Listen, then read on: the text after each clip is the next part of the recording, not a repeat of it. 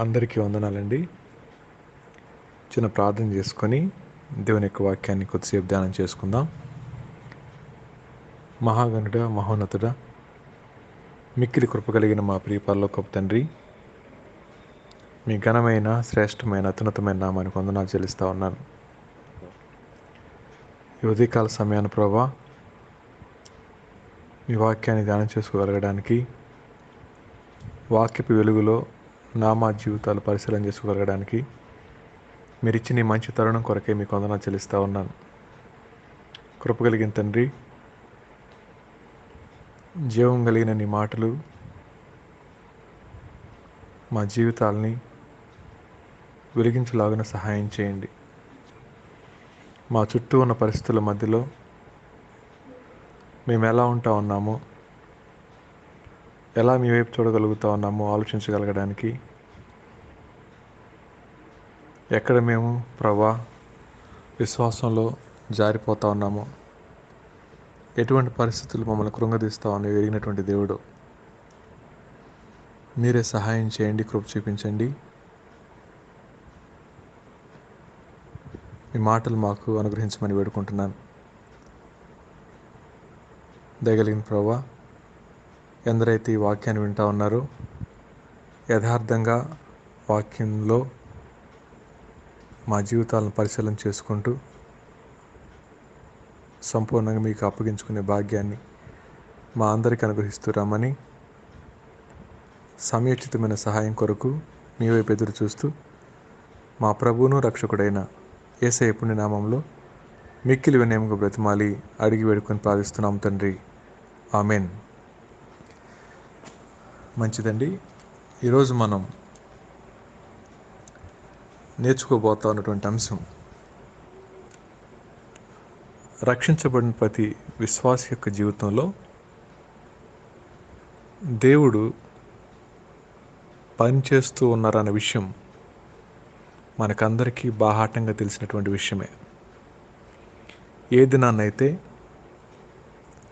మన పాపపు స్థితిని ఒప్పుకొని విడిచిపెట్టి యథార్థంగా మన జీవితాలను ప్రభువుకు అప్పగించుకున్నామో, ఆ దినాన్నే, ఆ క్షణాన్నే ప్రభు మన జీవితాల్లో కార్యం చేయడం మనందరం సుస్పష్టంగా చూస్తూనే ఉన్నాం.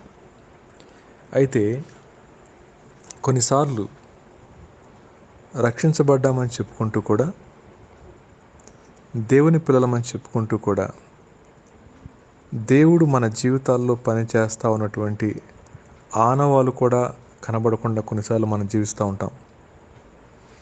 ఈ దినాన మనం లేఖనంలో ఆలోచించబోతా ఉన్నటువంటి విషయం అదే. దేవుడు నా జీవితంలో పనిచేస్తూ ఉంటే నాలో కనబడే కొన్ని మార్పులేంటి? దేవుడు నా జీవితంలో పనిచేస్తూ ఉంటే నా జీవితంలో కనబడే కొన్ని మార్పులేంటి? అవి మనం చూద్దాం. దీనికోసం అని చెప్పి మనం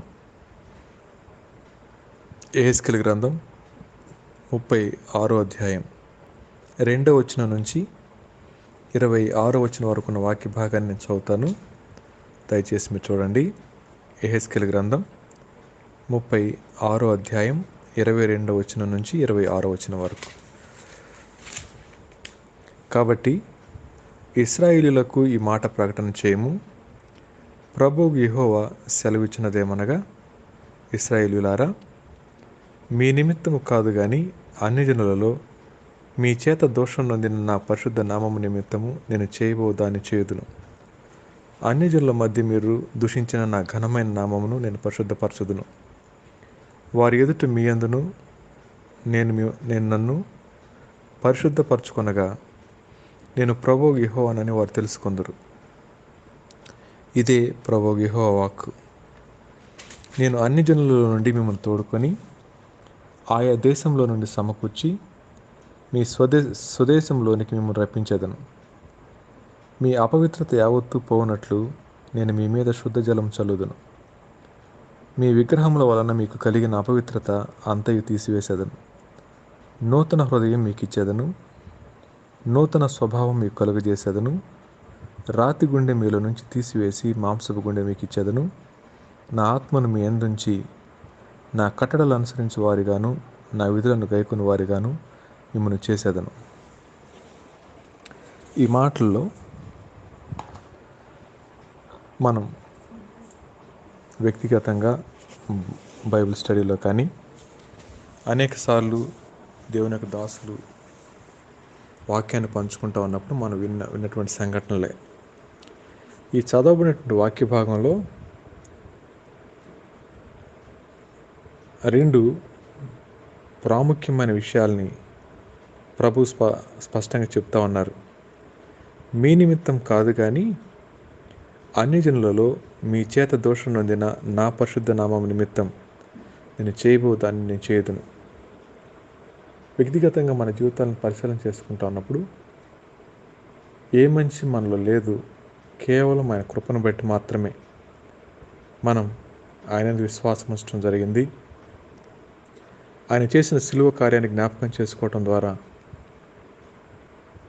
మన పాపపు స్థితిని ఒప్పుకొని విడిచిపెట్టడం ద్వారా దేవుని యొక్క ఘనమైన నామం కీర్తించబడతా ఉంది. అంత మాత్రమే కాదు, కొంచెం కిందకు వస్తే, నా ఘనమైన నామమును నేను పరిశుద్ధపరచుదును, వారి ఎదుట మీ యందు నేను నన్ను పరిశుద్ధపరచుకొనగా నేను ప్రభువు యెహోవానని వారు తెలుసుకుందరు. ఈ 2 విషయాల్లో ప్రభు అంటా ఉన్నారు, మిమ్మల్ని బట్టి కాదయ్యా, నన్ను బట్టి. భూమి మీద ప్రపంచం మొత్తాన్ని ప్రభు నోటి మాట ద్వారా చేశారు. కానీ మానవులమైన మనల్ని ఆయన స్వహస్తాలతో తన స్వరూపంలో చేసుకున్నారు. అలాంటి మానవులమైన మనం దేవుని యొక్క మాటకు అవిధేయత చూపించి దేవుని యొక్క కట్టడలను మీరి పాపాన్ని, శాపాన్ని కొని తెచ్చుకున్నప్పుడు దేవుడే వాగ్దానం చేసి మానవుడికి ఈ లోకానికి వచ్చి మన మీద ఏలుబడి చేస్తా ఉన్న ఆ పాపాన్ని ఆ కలువరి సిలువలో ఆయన పొందిన శ్రమల ద్వారా, ఆయన కాచిన రక్తం ద్వారా మనందరికీ విమోచన కలిగించారు. ఇందులో మన గొప్పతనం ఏమీ లేదు. అయితే ఆ తర్వాత ఒక 4 ప్రాముఖ్యమైన విషయాలను చెప్పారు. ఎప్పుడైతే ఒక వ్యక్తి మారు మనసు పొందుతారో ఆ వ్యక్తిలో 4 సంఘటనలు జరుగుతాయి. మొదటి విషయం ఏమంటున్నారండి అంటే అక్కడ ఆయన మనం చూద్దాం. చూడండి, 25వ వచనం చదువుదాం. మీ అపవిత్రత యావత్తు పోనట్లు నేను మీ మీద శుద్ధ జలం చల్లుదును, మీ విగ్రహముల వలన మీకు కలిగిన అపవిత్రత అంతయు తీసివేసేదను. ఇక్కడ నుంచి 4 విషయాలు. మొట్టమొదటిగా, నూతన హృదయం మీకు ఇచ్చేదను, నూతన స్వభావం మీకు కలుగజేసేదను, రాతి గుండె మీలో నుండి తీసివేసి మాంసపు గుండెను మీకు ఇచ్చేదను. 4వది, నా ఆత్మను మీ యందుంచి నా కట్టడలు అనుసరించే వారిగాను నా విధులను గైకొని వారిగాను మిమ్మల్ని చేసేదను. ప్రభు ఎంతో స్పష్టంగా ఒక 4 ప్రాముఖ్యమైన విషయాల్ని చెప్తా ఉన్నారు.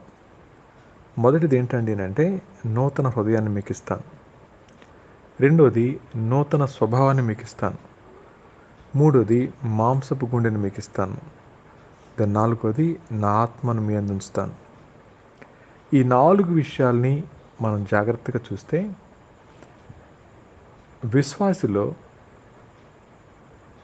ప్రతి రక్షించబడిన విశ్వాసిలో ఈ 4 ఖచ్చితంగా మార్పు కనపడుతుంది. మార్పు కనబడట్లేదండి అంటే రక్షించబడ్డామని చెప్పుకొని కూడా మన జీవితాల్లో ఇంకా పాత జీవితం తాలూకా పరిస్థితులు మనలో కనపడతా ఉంటే ఇంకా మనం సరిగా దేవుని దగ్గరికి రాలేదేమో, దేవునికి మన జీవితాన్ని సంపూర్ణంగా అప్పగించుకోలేదేమో అన్న విషయాన్ని పరిశీలన చేసుకోవాలి. ఒకసారి ఇలా ఆలోచిద్దాం. దేవుడు ఎందుకని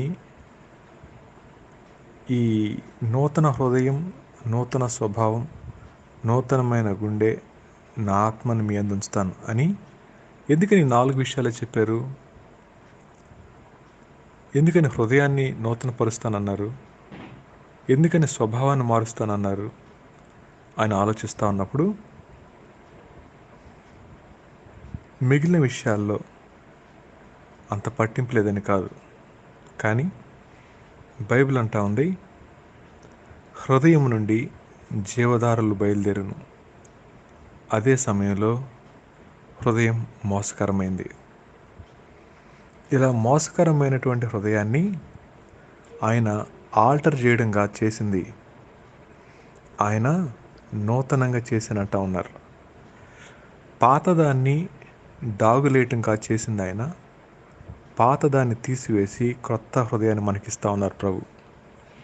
అయితే హృదయం లోపల ఏమేం స్వభావాలు ఉన్నాయో ప్రసంగి గారు మాట్లాడుతుంటారు. ప్రసంగి గ్రంథం 9వ అధ్యాయం 3వ వచనంలో ఒక అద్భుతమైన విషయాన్ని ప్రసంగి గారు ప్రస్తావిస్తారు. ప్రభు వారి ద్వారా మాట్లాడతారు. 9వ అధ్యాయం 3వ వచనం, అందరికీ ఒక్కటే గతి సంభవించును, సూర్యుని క్రింద జరుగు వాటన్నిటిలో ఇది బహు దుఃఖకరం, మరియు నరుల హృదయము చెడుతనముతో నిండి ఉన్నది, వారు బ్రతుకు కాలమంతయు వారి హృదయమందు వెరితనముండును, తరువాత వారు మృతుల యొద్దకు పోదురు, ఇదియును దుఃఖకరం. సో ఈ మాటలో వెరితనం, రెండోది చెడుతనం, ఈ రెండు విషయాన్ని ఆలోచించేద్దాం.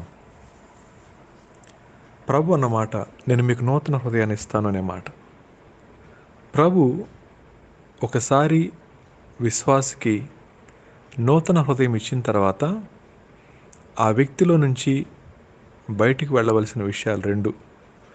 ఒకటి చెడుతనం పోవాలి, రెండోది వెరితనం పోవాలి. చెడుతనం మనందరికీ తెలిసిందే. మార్కు సువార్త 7వ అధ్యాయం 20, 21, 22, 23 వచనాలు చెప్తారు. హృదయంలో నుంచి అనగా మానవుని యొక్క హృదయం నుంచి ఏమేమి వస్తాయో చెప్పారు అక్కడ లిస్ట్. ఇది ఒక రకమైతే, రెండవదిగా ఆయన అంటా ఉన్నారు వెర్రితనం అని. మనకు అందరికీ ఈ మాట బాగా సుపరిచితం. క్రొత్త నిబంధన గ్రంథంలో ఆ ధనవంతుడు సమస్తాన్ని ప్రోగు చేసుకుంటా ఉన్నప్పుడు ప్రభు అంటారు వెర్రివాడా అని. వెర్రితనం అనే మాటని ఒకవేళ మనం డిఫైన్ చేయగలిగితే ఇలా అనుకోవచ్చు, ప్రయోజనకరము కాని దానికోసం ప్రయోజనకరమైన దాన్ని చెల్లించి నిష్ప్రయోజనమైన పంట కోసుకునే విధానాన్ని వెర్రితనం అంటాం. ప్రయోజనకరము కాని దానికోసం ప్రయోజనకరమైన దాన్ని చెల్లించి నిష్ప్రయోజనమైన పంట కోసుకునేటటువంటి హృదయాన్ని వెర్రితనం అని చెప్పి అనవచ్చు. ఇలా ఆలోచిస్తూ ఉన్నప్పుడు విశ్వాసి ఈ భూమి మీద జీవిస్తూ ఉన్న సమయంలో నిష్ప్రయోజనమైన వాటి వెంట పడితే అవకాశం లేకపోలేదు. ఈ ఉదయకాల సమయాన మనం బలను సమీపించబోతూ ఉండగా ఇలా ఆలోచిద్దాం. గత వారం దినాల్లో నా హృదయం ప్రయోజనకరమైన వాటి కోసం వెంపర్లాడుతూ ఉందా, నిష్ప్రయోజనమైన వాటి కోసం వెంపర్లాడుతూ ఉందా ప్రశ్నించుకుందాం. ప్రయోజనకరమైనది అయితే అది స్వప్రయోజనమా, లేకపోతే ప్రభు ఘనత కోసం పనిచేస్తూ ఉందా ఆలోచించేద్దాం. మనిషి తన దృష్టిని క్షయమైపోయే వాటి మీద పెడతాడు, కానీ అక్షయం అనేది యుగయుగాలు ఎల్లప్పుడూ ఉండే పరలోకం మీద దృష్టి పెట్టడానికి ఏమాత్రం ఇష్టపడలేడు. ఎవరి హృదయంలోనైతే వెరితనం ఉంటుందో ఆ వ్యక్తి ఎల్లప్పుడూ కూడా భూ సంబంధమైన విషయాల మీదే మనసు పెడతా ఉంటాడు, భూ సంబంధమైన విషయాల కోసం ప్రయాసపడతా ఉంటాడు. అలా ప్రయాసపడతా ఉన్నప్పుడు ప్రభు అంటా ఉన్నమాట, నేను మీకు నూతనమైన హృదయాన్ని ఇస్తాను. ఆ నూతనమైన హృదయం పై వాటి మీదనే మనసు పెడుతుంది, కానీ భూ సంబంధమైన వాటి మీద మనసు పెట్టదు.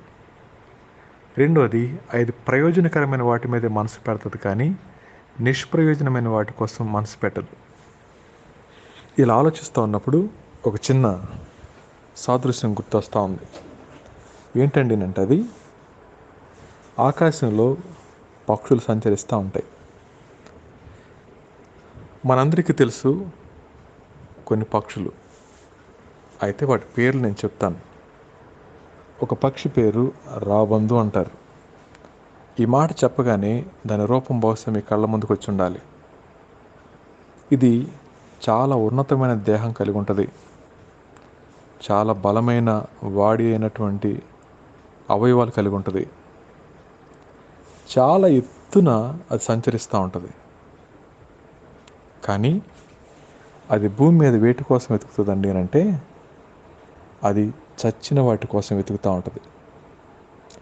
కుళ్ళిన వాటి కోసం వెతుకుతూ ఉంటుంది. ఇక మంచివేవి కూడా దాని కంటికి కనబడవు. దాని కంటికి కనబడేది కేవలం ఆ చచ్చిపోయిన, ఆ కుళ్ళిపోయిన జీవజాతులు మాత్రమే కనపడతాయి. అయితే అదే సమయంలో చాలా చిన్న చిన్న పక్షులు ఉంటాయి. ఉదాహరణకి హమ్మింగ్ బర్డ్ అనుకుందాం. చాలా చిన్న పక్షి అది. ఆ పక్షి చాలా వేగంగా ఎగురుతుంది. అదే సమయంలో అది దేనికోసం వెతుకుతూ ఉంటుందండి అంటే తాజా పుష్పాల కోసం వెతుకుతూ ఉంటుంది. ఈ తాజా పుష్పాల్లో ఉన్న మకరందం కోసం వెతుకుతూ ఉంటుంది. ఆ మకరందం కోసం అది ఎంతగా పరితపిస్తూ ఉంటుందో. అది వాడిపోయినటువంటి పుష్పాల వైపు చూడదు. ఈ రెండు పక్షుల్ని పక్క పక్కన పెట్టుకుంటా ఉన్నప్పుడు మనం ఆలోచిద్దాం. ఒక వ్యక్తి తన జీవితంలో నూతనమైన హృదయం కలిగి ఉంటే ఆ వ్యక్తి యొక్క మనసు ఎల్లప్పుడూ కూడా తాజా విషయాల మీద ఉంటుంది. అంటే వర్తమానంలో ఉంటుంది. అనుదినం దేవుని యొక్క వాక్యం నుంచి జీవాన్ని పొందుకోవడానికి ఇష్టపడుతూ ఉంటాడు. ఆ వ్యక్తి ఎప్పుడూ కూడా వర్తమానంలో జీవిస్తాడు. ప్రభు నాకు అనుగ్రహించిన ఈ దినాన్ని ప్రభు కోసం ఎలా ఖర్చు పెట్టాలి, ప్రభువుని ఎలా గణపరచాలి, ప్రభువుని ఎలా సంతోషపరచాలి అని చెప్పి, ప్రభు ప్రేమను ఎలా పంచుకోవాలి అని చెప్పి తహతహలాడుతూ ఉంటారు. ఇది నూతనమైన హృదయం కలిగి ఉండే లక్షణం. హమ్మింగ్ బర్డ్ లాగా అనమాట. కొంతమంది అనుదినం వాక్యాన్ని వింటూనే ఉంటారు, వాక్యాన్ని చదువుతూనే ఉంటారు, వాక్యాన్ని మాట్లాడుతూనే ఉంటారు. కానీ వారి హృదయం గతంలో విహరిస్తూ ఉంటుంది. నిస్తేజమైన వాటి మీద మనసు పెడతా ఉంటారు.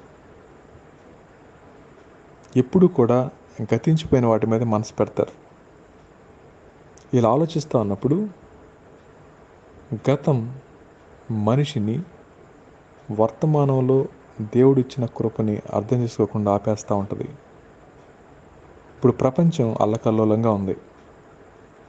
మన దగ్గరకు వస్తూ ఉన్నటువంటి వార్తలన్నీ కూడా గతం జరిగిపోయినాయన్ని. వాటి మీద మనసు పెట్టి మనం వర్తమానాన్ని ఎంతగా పాడు చేసుకుంటూ ఉన్నాము. అంత మాత్రమే కాదు, భవిష్యత్తు కూడా ఆందోళనకరంగా తయారు చేసుకుంటూ ఉన్నాం. ప్రపంచాన్ని ఇప్పుడు పీడిస్తూ ఉన్నటువంటి సమస్య అందరూ చెప్తా ఉంది, ప్యానిక్ అవ్వద్దు అని.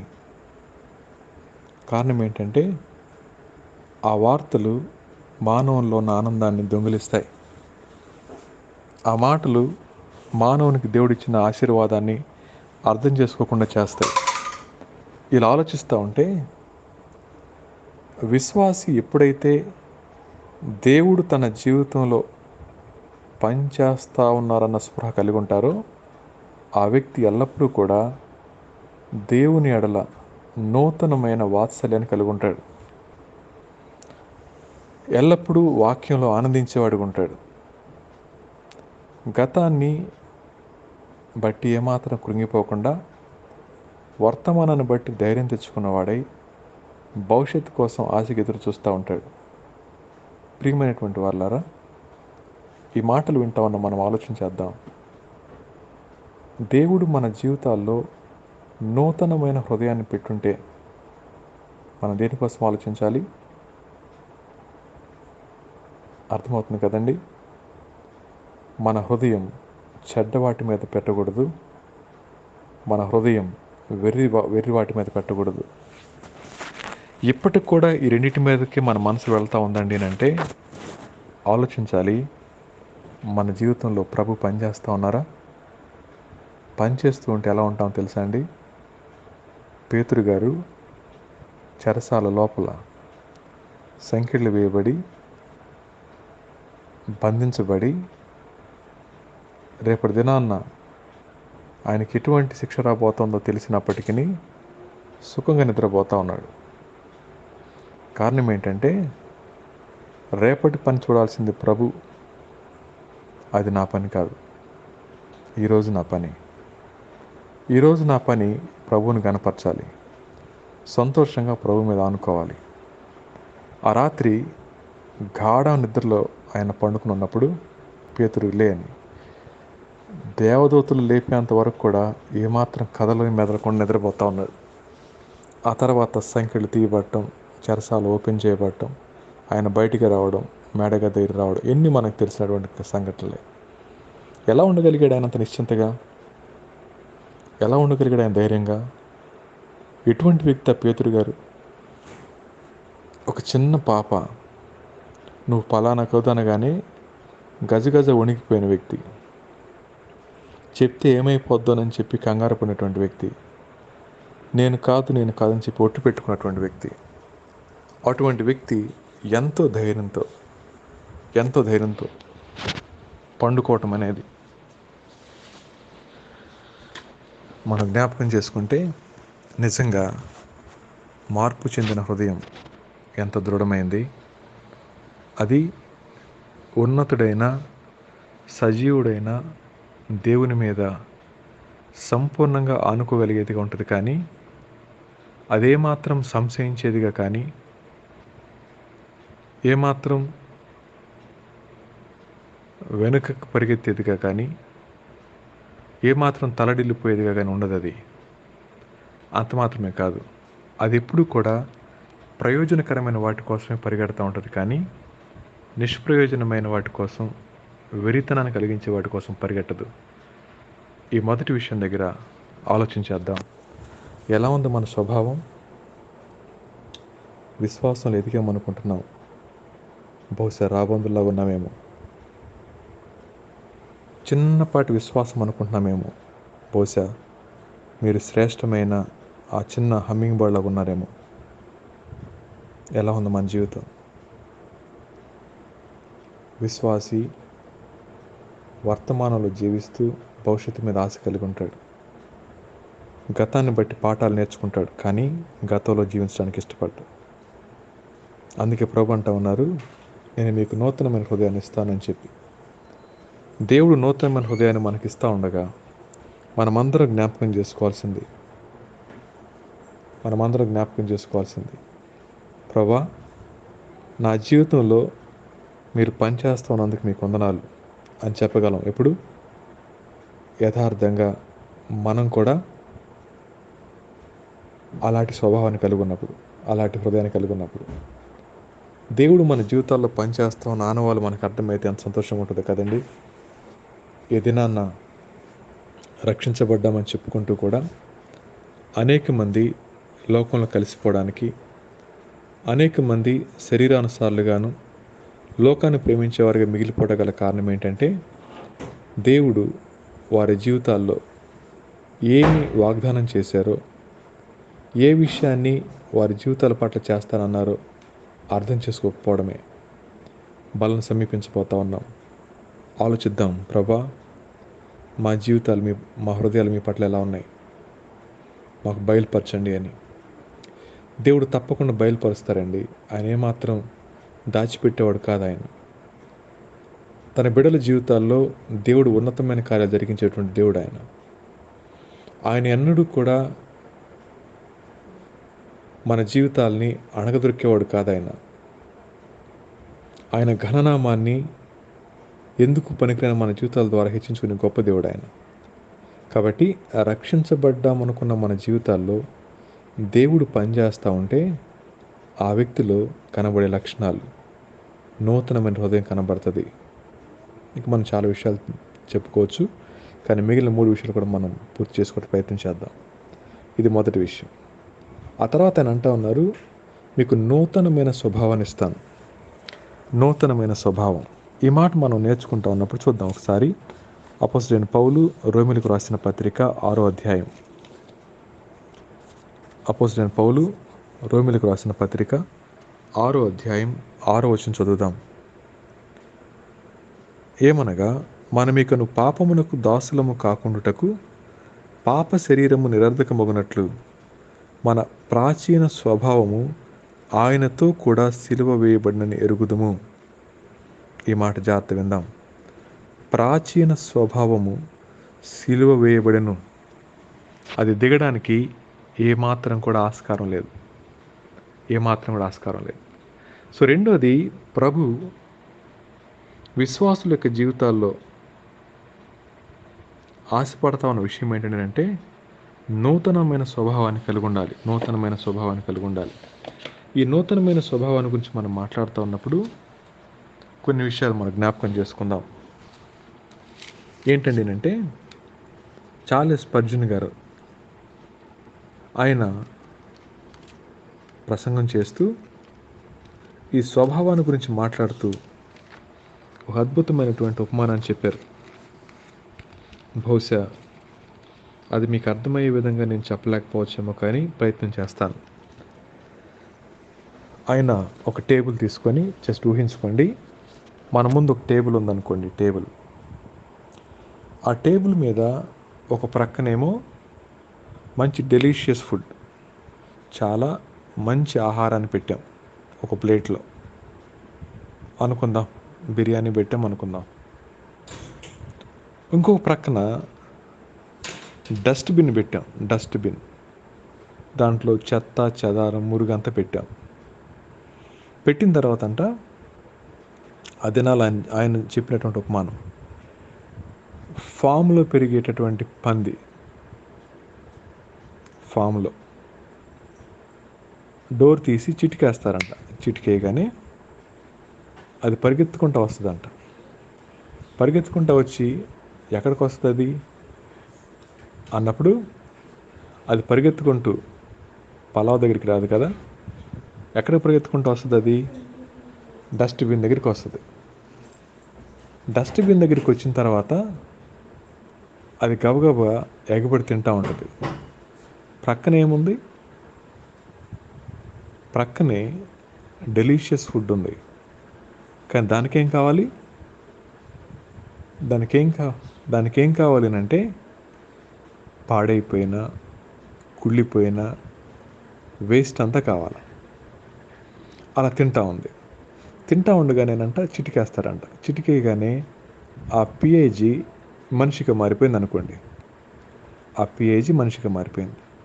వెంటనే ఏం చేస్తుంది ఆ మనిషి?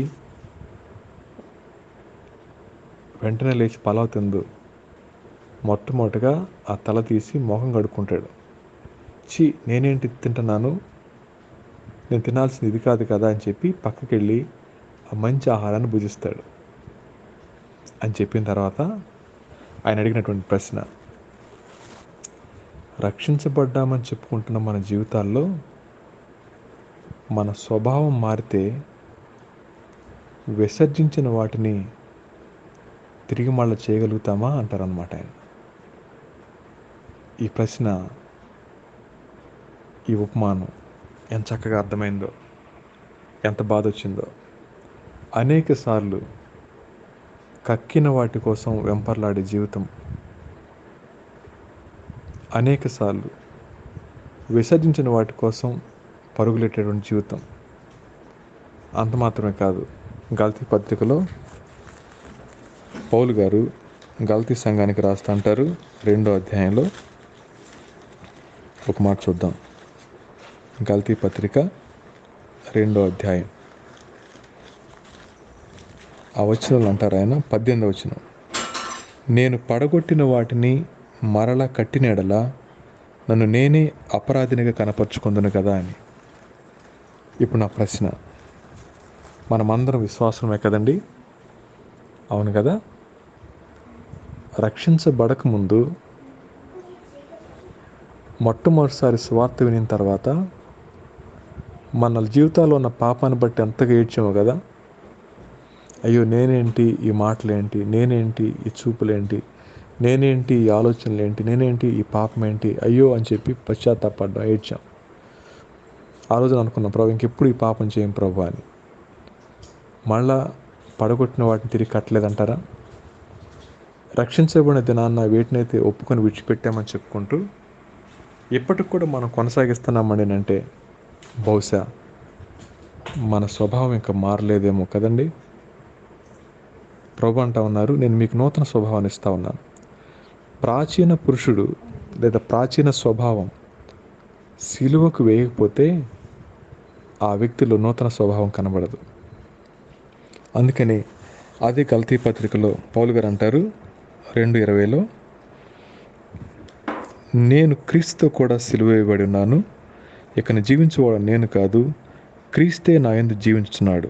నేను ఇప్పుడు శరీరం ముందు జీవించుతున్న జీవితము నన్ను ప్రేమించి నా కొరకు తను అప్పగించుకునిన దేవుని కుమారుని అందరి విశ్వాసం వల్ల జీవించున్నాను. దేవుని కృపను నిరర్ధకం చేయను. ఈ మాట జ్ఞాపకం చేసుకుంటే ఆయన అంటున్నారు, ఇది నాది కాదు, ఇప్పుడు నేను జీవించే జీవితం నా ప్రభు నన్ను ప్రేమించి నాకు ఇచ్చింది. దేవుని కృప నిరర్ధకం చేయను అంటా ఉన్నారు. ఆలోచిద్దాం. మన స్వభావం మారిందండి. స్వభావం మారితే పాత రోత అలవాట్లు మళ్ళీ కొనసాగవు. కొనసాగుతున్నాయండి అంటే ప్రాచీన పురుషుడిని స్వభావాన్ని సిలువ దించేసాం. సిలువ అనుభవాన్ని మర్చిపోయాం. బలను సమీపించబోతా ఉన్నాం. ఆలోచిద్దాం. ప్రభు మనందరి కోసం ఆ కలువరి సిలువలో ప్రాణం పెట్టింది, ఆఖరి రక్త బొట్టు వరకు కార్చింది, మరణాన్ని గెలిచి తిరిగి లేచింది మనలో ఉన్న ప్రాచీన స్వభావాన్ని తిరిగి మళ్ళీ కొనసాగించడానికి కాదు, ఆ ప్రాచీన స్వభావాన్ని సిలువకు అప్పగించుకొని నవీన స్వభావం ధరించుకొని ఆశపడతా ఉన్నారు. ఇది రెండో మాట. కొంచెం ముందుకు వెళ్దాం. తర్వాత ఏమన్నారంటే, రాతి గుండెను తీసివేసి నేను మీలో మాంసపు గుండెను మీకు ఇచ్చేదను. రాతి గుండెను మీలో నుండి తీసివేసి మాంసపు గుండెను మీకు ఇచ్చేదను. ఈ మాట దగ్గర కూడా ఆలోచిద్దాం. ఈ గుండె గురించి మనం మాట్లాడుతున్నప్పుడు ఒక చిన్న ఎగ్జాంపుల్.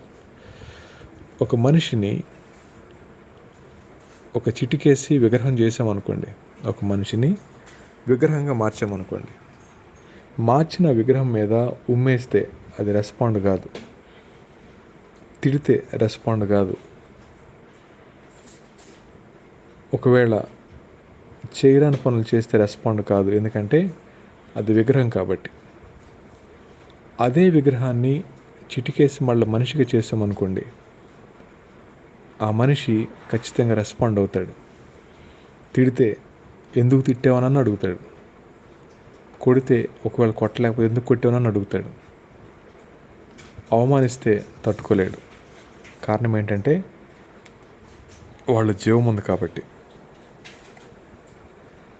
ఎఫెసీ పత్రికలో పౌలు గారు అంటారు, అపరాధాల చేత పాపాల చేత చచ్చిన మనల్ని ఆయన క్రీస్తు కూడా బ్రతికించును అనే మాట. ఎవరైతే ఇంకా పాపాన్ని జరిగిస్తూ కూడా ఏమాత్రం చలనం లేకుండా ఉన్నారంటే, పాపాన్ని స్వేచ్ఛగా చేస్తూ కూడా ఇవన్నీ కామన్ బ్రదర్ అనుకుంటున్నారంటే వారు ఖచ్చితంగా ఆలోచించాల్సిందే. వారు ఇంకా రాతి గుండె, చచ్చిన గుండెను కలిగి ఉన్నవారే కానీ వారు మాంసపు గుండెను కలిగి ఉన్నవారు కాదు. అలా అన్నప్పుడు ఒక చిన్న పరీక్ష. గలతీ పత్రిక 5వ అధ్యాయంలో 22వ వచనంలో మనకు తెలుసు ఆత్మఫలం ఏమనగా అనే మాట. ఈ ఆత్మఫలాన్ని గురించి ఒక లక్షణం గురించి మనం 2019 అనుకుంటాను సంఘ వాగ్దానంగా తీసుకున్నట్టు గుర్తు, సాత్వికం అనే మాట.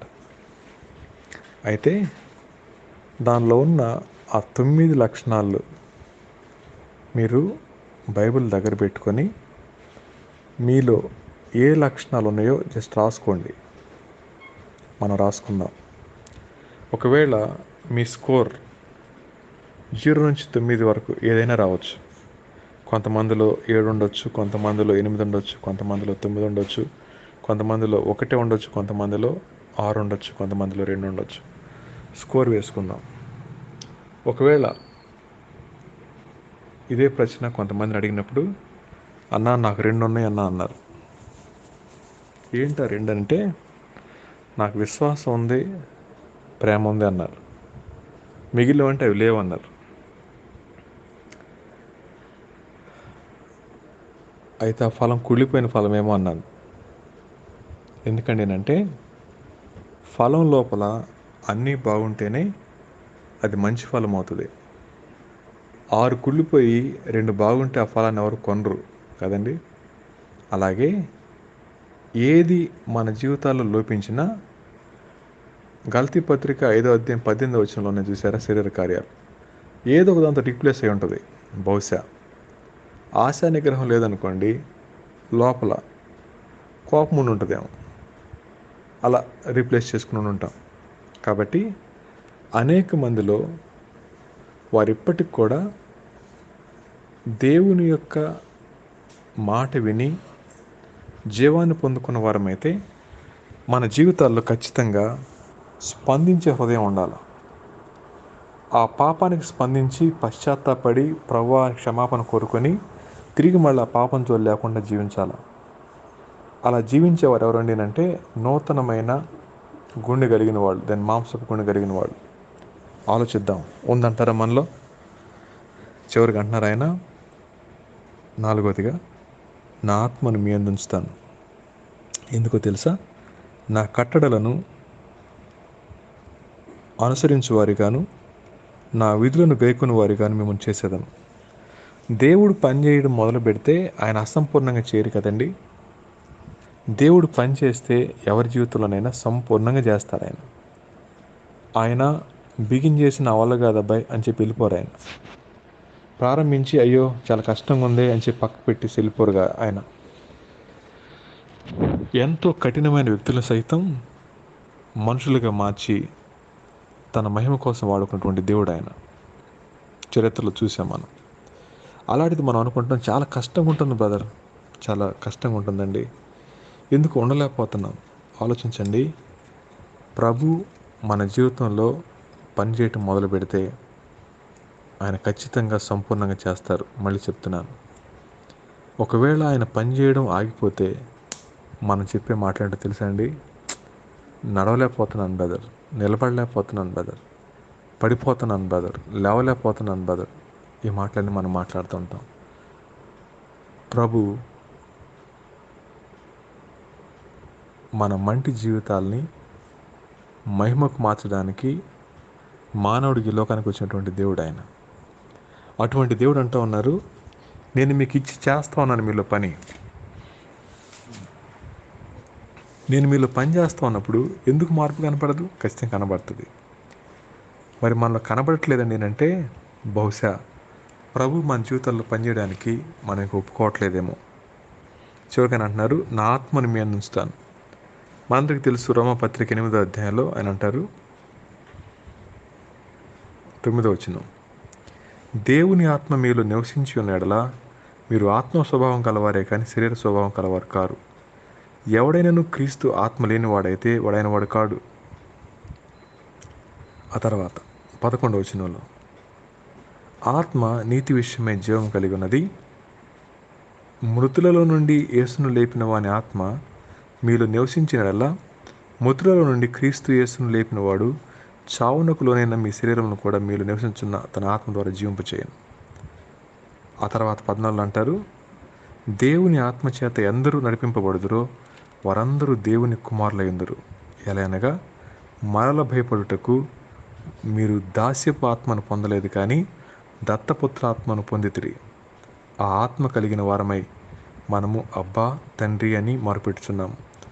మనము దేవుని పిల్లలమని ఆత్మ తానే మన ఆత్మతో కూడా సాక్ష్యం ఇచ్చుచున్నాడు. మనము పిల్లలమైతే వారసులము, అనగా దేవుని వారసులము. ఎంత అద్భుతమైన మాట, ఎంత అద్భుతమైన మాట. ఎంత శ్రేష్టమైన మాటలు ప్రభు చెప్తా ఉన్నారు. ఎవరైతే దేవుని యొక్క ఆత్మచేత నడిపించబడతారో వారందరూ దేవుని కుమారులు. శరీరానుసారమైన మనసు మరణము, ఆత్మానుసారమైన మనసు జీవమును సమాధానమై ఉన్నది. వాక్యం ఎంత తేటగా మాట్లాడుతూ ఉంది. దేవుని యొక్క ఆత్మచేత ఎవరైతే నడిపించబడతారో, ఎవరి జీవితాల్లో దేవుడు నూతనమైన ఆత్మ అనుగ్రహిస్తాడు, వారు ఖచ్చితంగా దేవుని మాట గైకొంటారు. వింటారు కాదు, గైకొంటారు. ఆ మాత్రమే కాదు, ఆ వాక్యాన్ని గైకొని వారి జీవితాల్లో వారు ఆ కార్యాన్ని చూపించగలుగుతారు లోకానికి. ఆయన ఏమన్నారు? యెహెజ్కేలు 36 ఏమన్నారు ఆయన? 26లో, నా కట్టడలను అనుసరించి వారిగాను నా వీధులను గైకొని వారు మేము చేసేదని ఆయన మనం చేస్తానన్నాడు ఆయన. కాబట్టి బలను సమీపించబోతా ఉన్నాం. ఒక్కసారి పరిశీలన చేసుకుందాం. ప్రభు అంటా ఉన్నారు మీరు వారసులు అని. ప్రభు అంటా ఉన్నారు మీరు దత్తపుత్రాత్మను పొందుకున్నారు, దాస్యపాత్మను కాదు అని. మీరు ఆ ప్రభు అంటా ఉన్నారు అబ్బా తండ్రిని మీరు మొరపెడుతున్నారని చెప్పి అంటున్నారు. మనమందరం దేవుని పిల్లలమని చెప్తా ఉన్నారు. ఇంత గొప్ప ఆధిక్యత ఇచ్చిన ప్రభు అంటా ఉన్నారు మరి మీరు ఇంకా ఆ దాస్యపు ఆత్మని కలిగి ఉన్నారా? అలా కలిగి ఉంటే నన్ను మీ జీవితంలో పనిచేయనివ్వట్లేదేమో అని ప్రభు ప్రశ్నిస్తే ఏమని చెప్తాం? ఆలోచిద్దామండి. బలను సమీపించబోతూ ఉండగా ప్రభు అడుగుతున్నటువంటి మాట, నేను నీ జీవితంలో పనిచేస్తా ఉన్న ఆనవాలు నీకేమైనా కనబడతా ఉందా అని ప్రశ్నిస్తే ఏమని చెప్దాం? ప్రభా, ఈ 4 ఏరియాస్లో చాలాసార్లు నేను మళ్ళీ వెనక్కి వెళ్ళిపోతున్న దాఖలాలు కనబడుతున్నాయి. ప్రభా, నన్ను నేను పరిశీలన చేసుకుంటా ఉన్నప్పుడు నా మట్టుకు నాకైతే లోపాలు కనబడుతూ ఉన్నాయి ప్రభు. కానీ నా కోసం మీరు చేసిన త్యాగం, మీరు చూపిస్తూ ఉన్న ప్రేమ, మీరు చూపిస్తూ ఉన్న ఓర్పు ఈరోజు మరొకసారి నన్ను మీ పాదాల సమీపాన్ని నడిపిస్తూ ఉండగా, దేవా నన్ను క్షమించండి, నాలో మీరు కార్యాన్ని సంపూర్ణం చేసేటువంటి దేవుడు, మొదలుపెట్టి మధ్యలో ఆపేసే దేవుడు కాదు నాయన. నా జీవితాన్ని స్థిరపరచండి. మీరు నాలో పనిచేస్తూ ఉన్న ఆ విధానాన్ని గుర్తించి మీ కొరకు నమ్మకంగా జీవించే భాగ్యం దయచే ప్రభు అని మనం అడగలిగితే తప్పకుండా ప్రభు మన జీవితాన్ని నూతనపరచడం మాత్రమే కాకుండా అనేక మందికి ఆశీర్వాదకరంగా మార్చగలరు. అటువంటి కృప దేవుడు మనకు దయచేయను గాక. తల వంచండి, చిన్న ప్రార్థన చేసుకుందాం. ప్రేమ కలిగిన తండ్రి, మా జీవితాలను ప్రేమించి మా కోసం ఈ లోకానికి వచ్చి నా కోసం మా కోసం ఆ కలువరి సిలువలో ఘోరమైన శిక్షను పొంది దేవా మరణాన్ని గెలిచి తిరిగి లేచి పాప బంధకాల నుంచి మమ్మల్ని విమోచించి మాకు నూతన హృదయం ఇచ్చి, నూతన స్వభావాన్ని ఇచ్చి, మాంసపు గుండెనిచ్చి, మీ ఆత్మను మాకు అనుగ్రహించి మీ బిడ్డలుగా మీ సొత్తుగా చేసుకున్నందుకే నీ కొందనాలు. కొన్నిసార్లు మా అవిధేయత వలన ప్రభా తుటిరిపోయిన దాఖలాలు లేకపోలేదు, క్షమించండి. ఇది నా యథార్థంగా పశ్చాత్తాపడతా ఉండగా ప్రభా మా జీవితాలు తిరిగి మళ్ళీ కట్టమని నీ కొరకు నమ్మకంగా జీవించే భాగ్యం దయచేస్తూ రమ్మని వేడుకుంటూ ఇంతవరకు మాతో ఉన్నందుకే వందనాలు చెల్లిస్తూ మా ప్రభువును రక్షకుడైన యేసయ్య ఎప్పుడే నామంలో మిక్కిలి వినయంగా బ్రతిమాలి అడిగి వేడుకుని ప్రార్థిస్తున్నాం తండ్రి. Amen, amen. అందరికీ వందనాలండి. Praise the lord.